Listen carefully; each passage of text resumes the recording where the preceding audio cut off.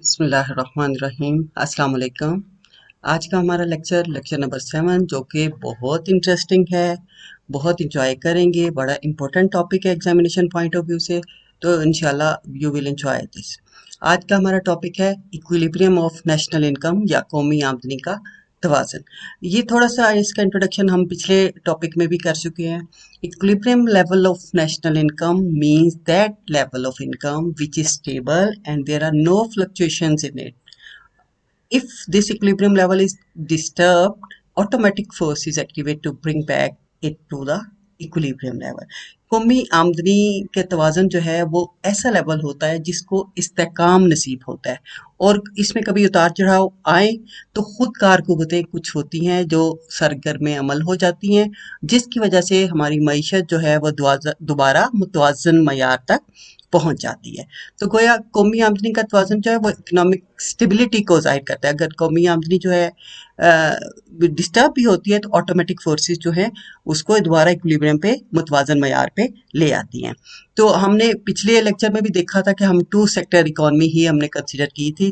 अभी भी हम बेसिक मॉडल जो है वो डॉक्टर केन्स का यूज़ कर रहे हैं, और इसमें टू सेक्टर्स में दो शोबा जात इकोनॉमी के हम कंसिडर करेंगे। हमारे पास एक अवाम होती है जो कि या तो अपनी आमदनी का हिस्सा खर्च कर देते हैं, और जो खर्च नहीं किया जाता वो बचा लिया जाता है। कंजम्पशन प्लस सेविंग, सर्व प्लस बचत। फिर यही बचतें जो हैं वो सरमायाकारी में लगाई जाती हैं। तो दूसरी तरफ हम कह सकते हैं y is equal to C plus I. तो इन दोनों इक्वेशंस को इक्वलाइज करें तो we get i is equal to s, या सरमायाकारी बराबर है बचत, जो कि equilibrium level of national income को जाहिर करता है, कौमी आमदनी के तवाज़ुन को जाहिर करता है। अब कौमी आमदनी का तवाज़ुन मालूम करने के लिए हम दो अप्रोचेस यूज़ करते हैं।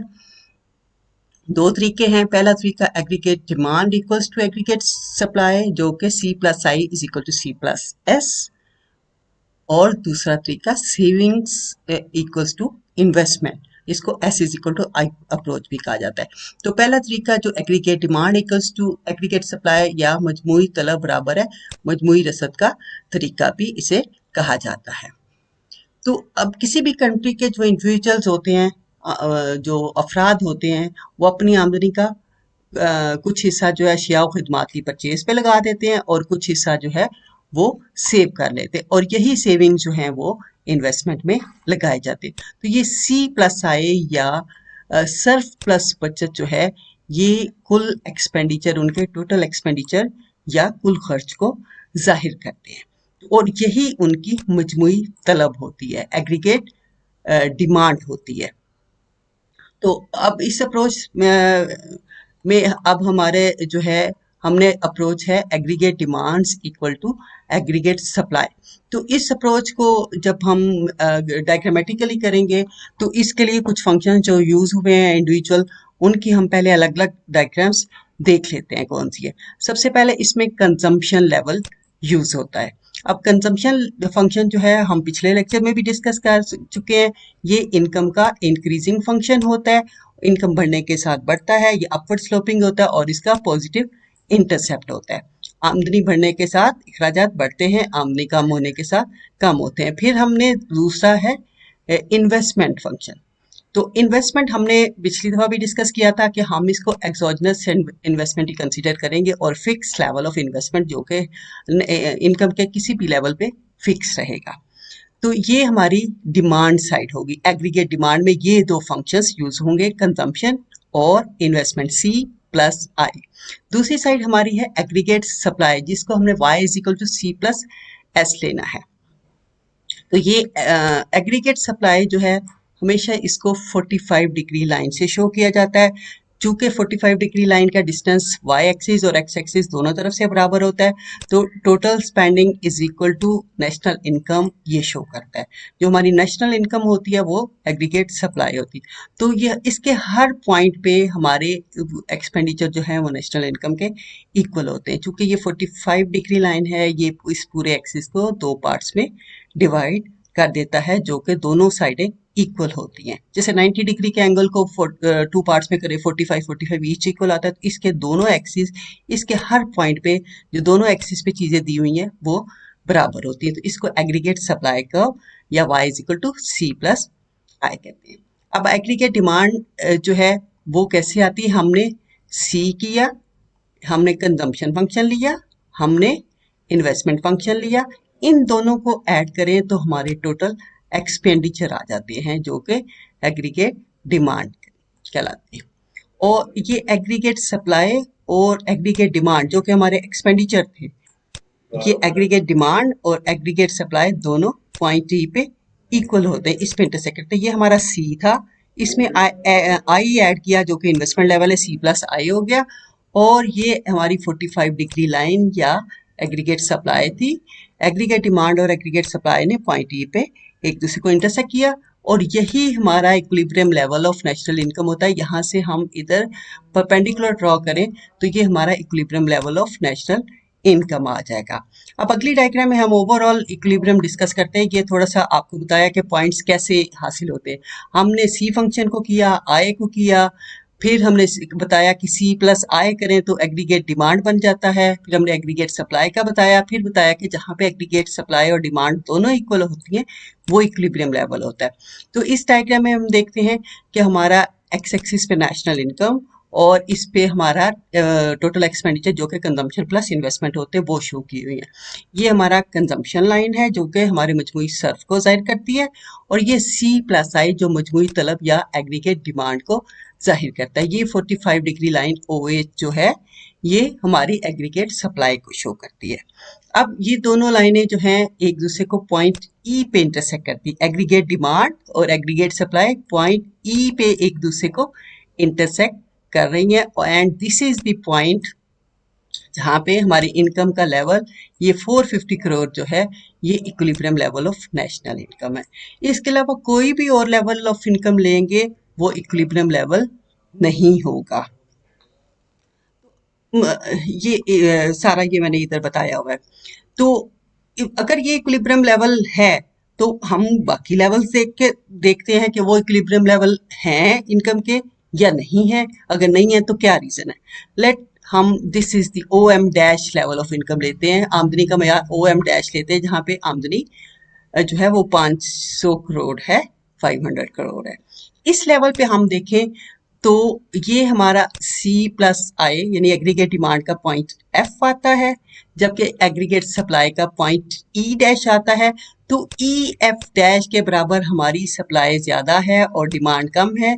हमारे एक्सपेंडिचर जो है वो F तक है, M डैश F तक है, जबकि हमारी aggregate supply E dash M dash तक है। तो इसका मतलब है ये वाला पोर्शन E डैश F जो है ये हमारी सप्लाई ज़्यादा है, जबकि हमारे एक्सपेंडिचर इस लेवल पे E डैश F के बराबर कम है।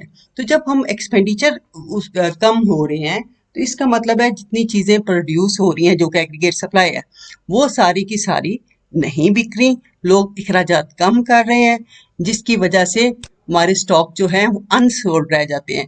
जब चीज़ें नहीं बिकेंगी तो लोगों की डिमांड कम हो जाएगी, डिमांड कम होने से प्राइसेस गिरेंगी, जब प्राइसेस गिरेंगी तो बिजनेसमैन जो है वो सप्लाई इन्वेस्टमेंट को कम कर देगा, बिजनेस गिरना शुरू कर देते हैं। बिजनेसमैन जब प्रॉफिट कम होता है तो इन्वेस्टमेंट उनकी गिरना शुरू हो जाती और यही जब इन्वेस्टमेंट गिरेगी तो इनकम लेवल गिर कर इन्वेस्टमेंट के कम होने से इनकम एम्प्लॉयमेंट गिरेगी जो कि दोबारा पॉइंट ई पे आ जाएगा और इनकम का लेवल ये OM जो है ये बहाल हो जाएगा।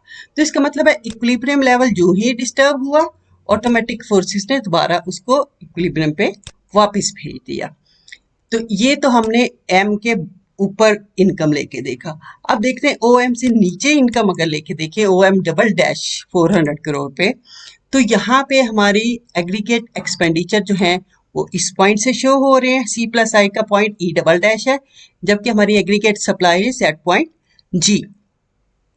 इसका मतलब है इतनी यहाँ पे हमारे अखराजात या एक्सपेंडिचर E डैश G के बराबर ज़्यादा हैं। तो ये एक्सपेंडिचर E डैश G के बराबर जो ज़्यादा है, एक्सपेंडिचर ज़्यादा है, एग्रीगेट सप्लाई कम है, चीज़ें प्रोड्यूस कम। एग्रीगेट सप्लाई शो करती है कि कितनी ज़्यादा चीज़ें प्रोड्यूस हो रही हैं, कि कितनी अशिया और खिदमात हम पैदा कर रहे हैं। तो जो अशिया और खिदमात पैदा हो रही हैं उनकी डिमांड उससे ज्यादा है। जब डिमांड ज्यादा होगी तो लोगों के लिए ये प्रॉफिटेबल होगा, प्राइसेस बढ़ना शुरू हो जाएंगी, ज्यादा मुनाफा देके इन्वेस्टमेंट बढ़ा दी जाती है। तो इस तरह इन्वेस्टमेंट बढ़ने से, सरमायाकारी बढ़ने से इनकम का लेवल जो है वो दोबारा राइज हो जाएगा और वो दोबारा इस 450 करोड़ रुपीस तक आ जाएगा। तो इस तरह हमने देखा कि ये इक्विलिब्रियम लेवल जो ही डिस्टर्ब होता है वो वापस उसी मयार पे आ जाता है। ऑटोमेटिक फोर्सेस जो हैं वो उसको रीस्टोर कर लेती हैं। तो ये हमने रिस्टोरेशन हमारी इक्विलिब्रियम लेवल की साथ ही हो जाती है कि इक्विलिब्रियम लेवल जो है जो ही डिस्टर्ब होगा, आमदनी उससे ज्यादा होगी या कम होगी, तो वो इक्विलिब्रियम लेवल जो है वो दोबारा बहाल हो जाएगा, कोई भी डिस्टर्बेंस आएगी। तो ये सारी इस डायग्राम की एक्सप्लेनेशन दी हुई है। तो अब हम दूसरी अप्रोच की तरफ आते हैं, बचत बराबर सरमायाकारी का तरीका या savings is equal to investment approach, S is equal to I approach भी इसको कहा जाता है। तो डॉक्टर केन्स के मुताबिक कि savings are always equal to investment in an economy at equilibrium level, और national income will be in equilibrium when savings are equal to investment. अब यहाँ सेविंग अगर इन्वेस्टमेंट की इक्वल होंगी, बचते सरमायाकारी के बराबर होंगी, तो कौमी आमदनी इक्विलिब्रियम में होगी, तवाजन में होगी। अगर किसी लेवल पे ये इक्विलिब्रियम डिस्टर्ब हो जाता है, सेविंग जो है वो इन्वेस्टमेंट से बढ़ जाती है या उससे कम रह जाती है, एक्सीड और डिक्रीज इन्वेस्टमेंट, तो यहाँ भी ऑटोमेटिक फोर्सेस जो हैं वो एक्ट अपॉन करती हैं और इक्वालिटी जो है सेविंग और इन्वेस्टमेंट की वो दोबारा मेंटेन हो जाती है। अगर जो है ये तवाज़ुन बिगड़ जाए, बचते सरमायाकारी से बढ़ जाएं या कम रह जाएं, तो खुद कार कुव्वतें इस पर असरअंदाज हो जाती हैं और बचते और सरमायाकारी का तवाज़ुन बहाल हो जाता है। अब इसकी वजाहत भी डायग्राम से करेंगे, चूंकि ये S is equal to I approach है। अब इसमें कौन कौन से फंक्शन यूज होते हैं? सबसे पहले तफाइल बचत या सेविंग फंक्शन, जो कि हम पिछले लेक्चर्स में भी देख चुके हैं, ये वही फंक्शन है। सेविंग उस टाइम भी मैंने आपको बताया था, ये भी इनकम का इंक्रीजिंग फंक्शन होती है। आमदनी बढ़ने के साथ बचतें बढ़ती हैं, आमदनी कम होने के साथ बचतें कम होती है। यानी अमीर लोग जिनकी आमदनी ज्यादा होती है ज्यादा बचाते हैं, गरीब लोग जिनकी आमदनी कम होती है वो कम रकूम बचाते हैं। तो सेविंग की एक खास बात जो आपने नोट करनी है, ये हमेशा नेगेटिव इंटरसेप्ट रखती है। ये वाई एक्सिस पे जो इसका इंटरसेप्ट है ये हमेशा नीचे होता है, ओ मार्जिन से नीचे लेते हैं। सेविंग कभी भी आप ऊपर से नहीं शुरू करेंगे, इसका जो ओ से नीचे जो वाई एक्सिस जो है वो नेगेटिव साइड से शुरू करना है। तो इसका इंटरसेप्ट माइनस ई नॉट जो कि नेगेटिव है। और इस लेवल पे जब इनकम जीरो होती है तो देर आर नेगेटिव सेविंग, हम डिस सेव कर रहे होते हैं या कर्जा लेके खर्च कर रहे होते हैं या पुरानी बचतें यूज कर रहे होते हैं। तो ये ब्रेक इवन पॉइंट है जहाँ वे हमारी इनकम इक्वल हो जाती है एक्सपेंडिचर के और जीरो सेविंग्स होती हैं। हमारे जितना हम कमा रहे होते हैं सबका सब खर्च कर देते हैं और यहाँ कोई सेविंग नहीं होती, यहाँ नेगेटिव सेविंग, जीरो सेविंग। और इसके बाद हमारी पॉजिटिव सेविंग शुरू हो जाती है। जब इनकम मजीद बढ़ती है तो हम इस काबिल हो जाते हैं कि कुछ ना कुछ और रकूम बचा सकें। तो ये वो वाला हिस्सा है जो पॉजिटिव बचतों को शो करता है। ये सेविंग फंक्शन की इक्वेशन है जो कि पिछले लेक्चर में भी हम डिस्कस कर चुके हैं। तो दूसरा function S is equal to I, S को हमने डिस्कस कर लिया। अब इन्वेस्टमेंट जो कि पिछले टॉपिक में भी आया वही डायग्राम है। और हमने कहा ऑटोनमस सेविंग लेंगे, fix level of investment, income का कोई भी मयार हो, हमारा जो इन्वेस्टमेंट का लेवल है वो आई आई डैश रहेगा। अब इसमें इक्विलिब्रियम कहाँ होगा? जहाँ आई इज इक्वल टू एस हो जाता है। ये हमारी आई लाइन है, ये एस एस है, यहाँ भी देख लें नेगेटिव इंटरसेप्ट। और आई जो है वो स्ट्रेट लाइन। जब भी कोई फिक्स लेवल ऑफ किसी भी वेरिएबल का लेते हैं तो वो एक्स एक्सिस के पैरेलल ही आता है। तो ये आई आई एक्स एक्सिस के पैरेलल लाइन, ये सेविंग नेगेटिव इंटरसेप्ट के साथ दोनों एक दूसरे के साथ पॉइंट ई पे बराबर आते हैं। तो यहाँ एस इज इक्वल टू आई हो जाता है और equilibrium level of national income show होता है। अब ये इक्विलिब्रियम जो है अगर डिस्टर्ब हो तो कैसे बहाल होगा?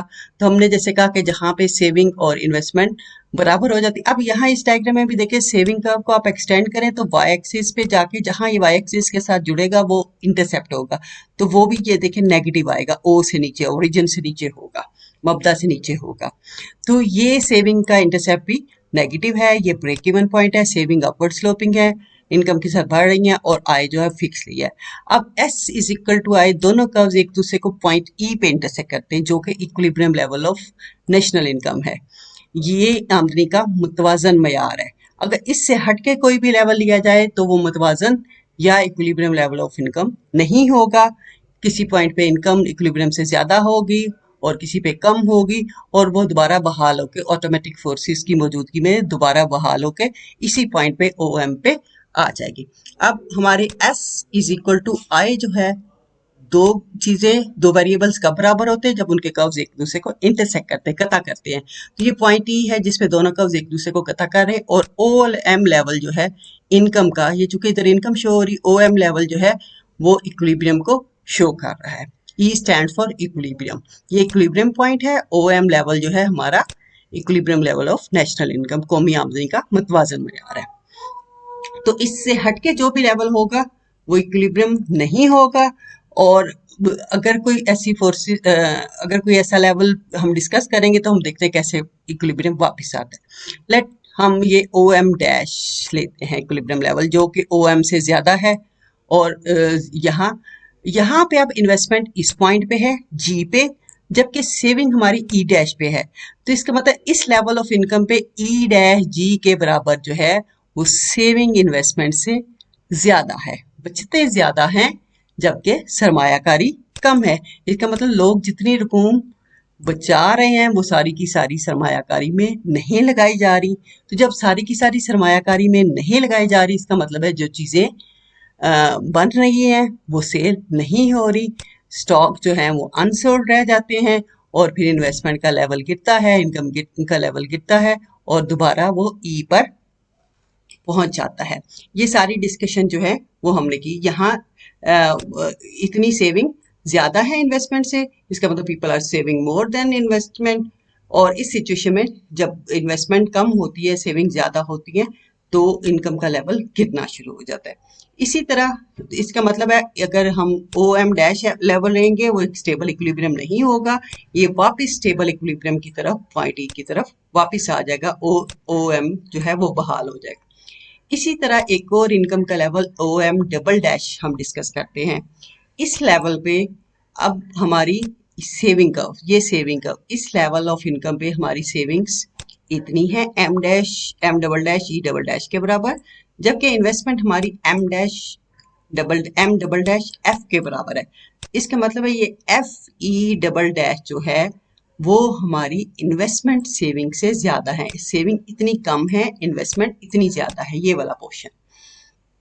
तो ये जब सेविंग कम होगी, इन्वेस्टमेंट ज्यादा होगी, इसका मतलब है जो रकूम लोग बचा रहे हैं उससे ज्यादा सरमायाकारी में लगाई जा रही है। इन्वेस्टमेंट ज्यादा हो रही है, सेविंग्स कम है। जब इन्वेस्टमेंट ज्यादा होगी, जब भी किसी इकोनॉमी में इन्वेस्टमेंट ज्यादा होती है तो वहाँ इनकम का लेवल बढ़ जाता है। और चूंकि इन्वेस्टमेंट के बढ़ने से भी इनकम लेवल बढ़ता है तो इनकम जो है वो दोबारा बढ़ जाएगी और इक्विलिब्रियम लेवल E जो है वो रीस्टोर हो जाएगा। तो इसका मतलब है इक्विलिब्रियम लेवल जब भी किसी इकोनॉमी में डिस्टर्ब होगा तो ये ऑटोमेटिक फोर्सेस जो हैं वो एक्ट करेंगी और जो आपका equality of saving and investment है वो मेंटेन हो जाएगा। जब भी ये तवाज़ुन डिस्टर्ब होगा तो कुल बचते सरमायाकारी के बराबर नहीं होंगी, तो ये ऑटोमेटिक फोर्सेस, खुदकार कुव्वतें एक्ट करेंगी जिसकी वजह से नेशनल इनकम का इक्विलिब्रियम जो है रिस्टोर या बहाल हो जाएगा। तो इस तरह नेशनल, कभी भी हम कहें एक इकोनॉमी जो है वो उस वक्त इक्विलिब्रियम में होती है जब उसकी एग्रीगेट एक्सपेंडिचर या एग्रीगेट डिमांड जो है वो बराबर हो एग्रीगेट सप्लाई के, या उसकी सेविंग जो है इन्वेस्टमेंट के बराबर हो, तब वो इकोनॉमी इक्विलिब्रियम में होती है। तो इस तरह हमने दोनों जो है अप्रोचेस कर ली। हमने देखा कि अगर ये तवाज़ुन या इक्विलिब्रियम डिस्टर्ब होता है तो ऑटोमेटिक फोर्सेस जो हैं वो हरकत में आ जाती हैं और कौमी आमदनी के तवाज़ुन को, नेशनल इनकम इक्विलिब्रियम को बहाल कर देती हैं। उम्मीद है कि आपको आज का लेक्चर समझ आया होगा और ये बड़ा इंपॉर्टेंट टॉपिक है एग्जामिनेशन पॉइंट ऑफ व्यू से। इसको मैंने बहुत डिटेल जो डायग्राम्स नहीं भी बुक में थी वो चूंकि बोर्ड पे जब करवाती है तो वन बाय वन स्टेप हम चलते हैं, हर पोर्शन बता रहे होते हैं, तो वो जहाँ मैंने सारा कुछ इनकॉर्पोरेट किया है तो इंशाल्लाह आपको बहुत अच्छा समझ आएगा। अल्लाह ताला आपका हामी और नासिर हो। बहुत शुक्रिया। अस्सलाम वालेकुम।